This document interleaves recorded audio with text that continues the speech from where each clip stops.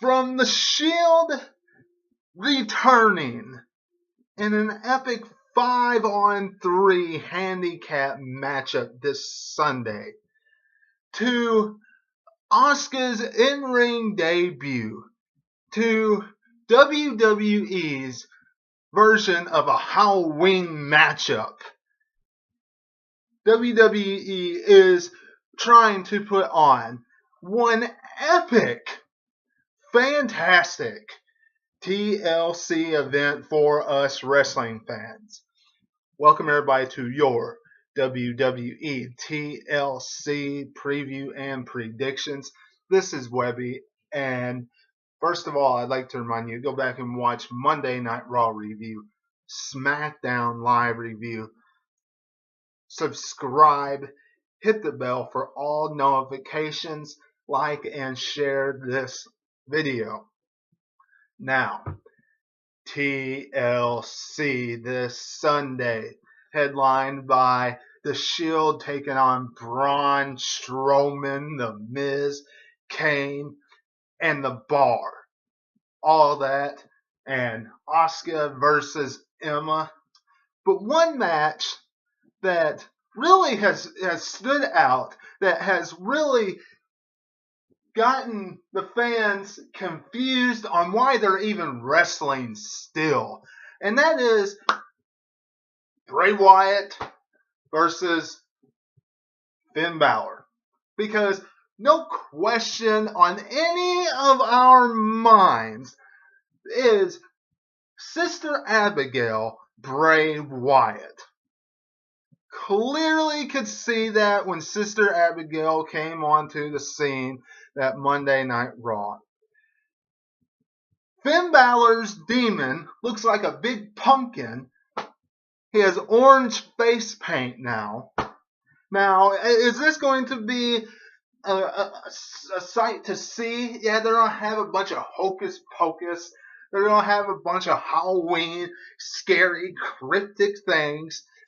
And throughout everything that Sister Abigail does, through all the mystery that Sister Abigail will bring to this matchup, in the end, Sister Abigail, Bray Wyatt, will fall to the demon.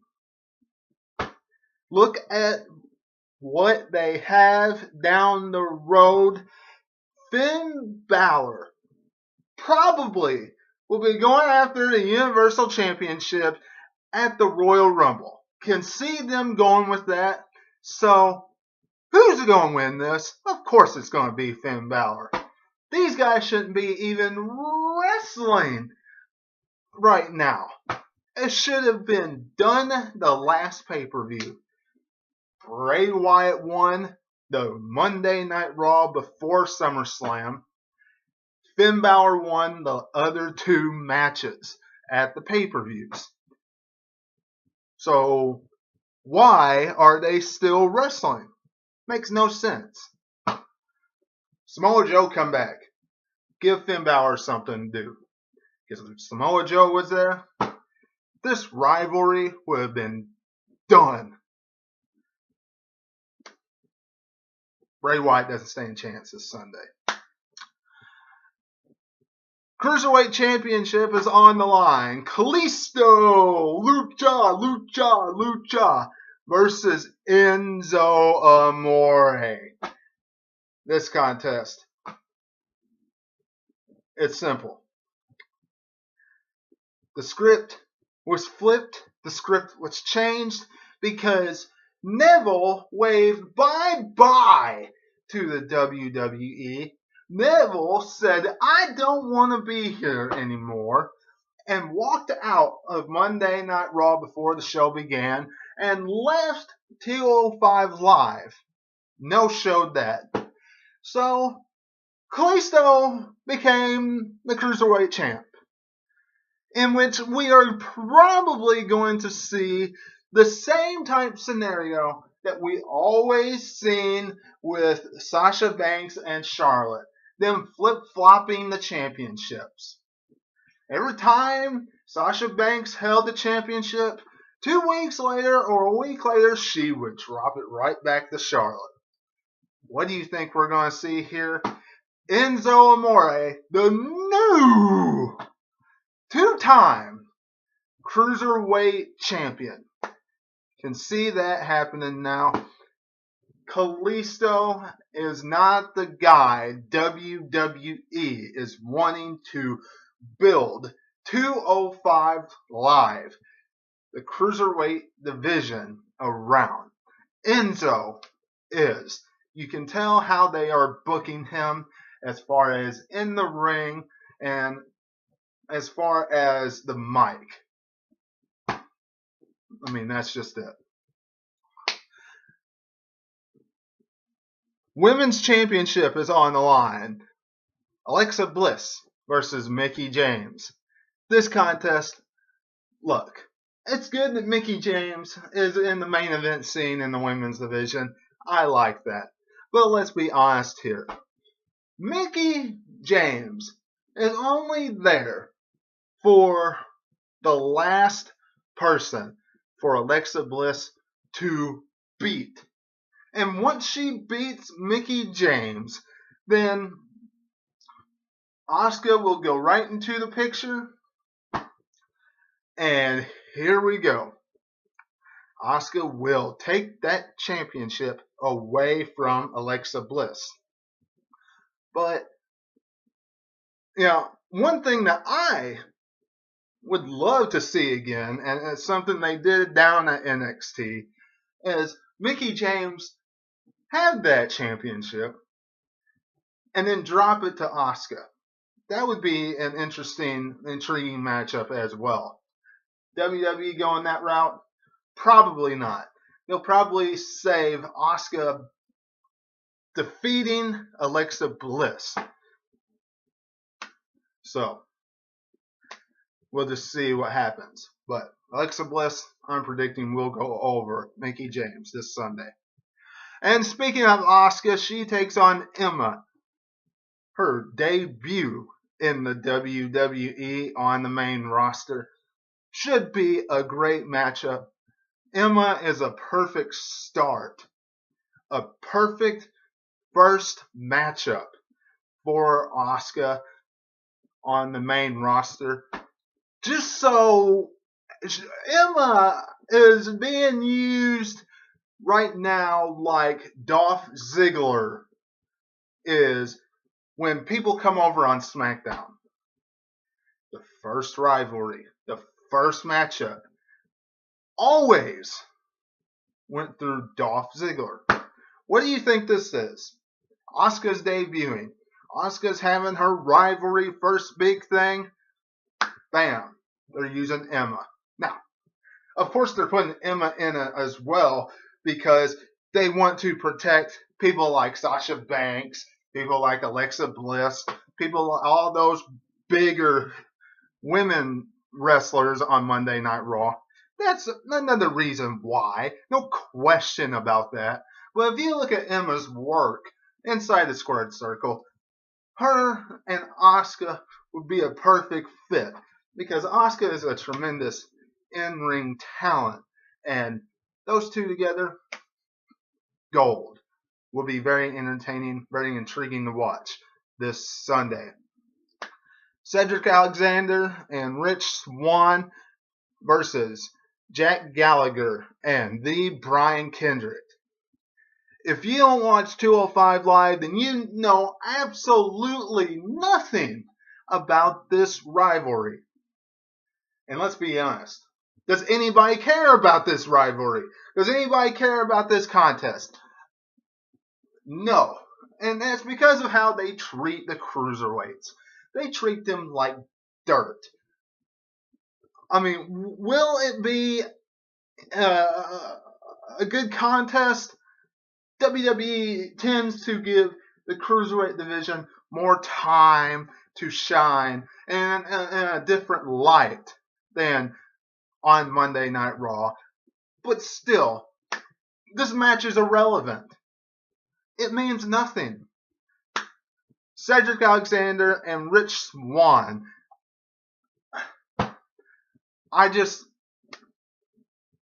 don't care about this contest. I don't care about them. I am a bigger fan of Jack Gallagher, and I want Jack Gallagher and Lee Brian Kendrick to go over here. They will be the winners in this contest.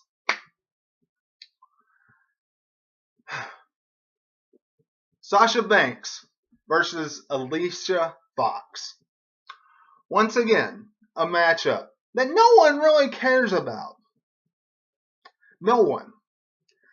Who cares about Sasha Banks and Alicia Fox having their little brawl in the back and a few matchups on Raw, and it being moved to the pre-show? Who cares? I mean, this is a nothing matchup. Sasha Banks is going to win. Alicia Fox doesn't stand any chance at all in being victorious in this contest. Drew Gulak to present the Cruiserweight Championship edition of his PowerPoint.